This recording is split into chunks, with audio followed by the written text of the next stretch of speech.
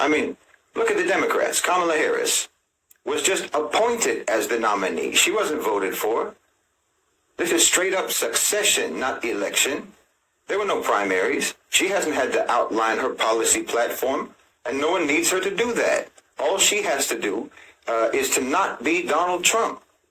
This is the logic of demonization versus policy debate as a campaign strategy. No candidate has to win your approval as long as the whole election is framed in the lesser of two evils scenario. You know, Biden stepped aside because his pre-programmed victory could never be convincing.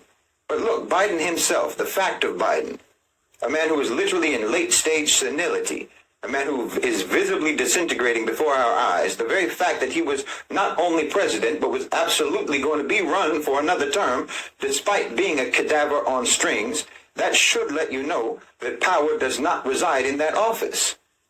Politicians serve two functions. The first is to distract you with the performance of democratic government, and the second is to be effigies that can be burned to satisfy public anger when the policies dictated by the private sector impose misery on the population. Look, you are not constituents of politicians, you're constituents of companies, and you need to organize yourselves along these lines.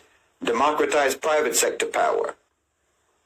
At some point, your activism and your strategy has to actually be informed by the real existing power dynamics in your society, not just by the official version of the power structure that they taught you in civics class.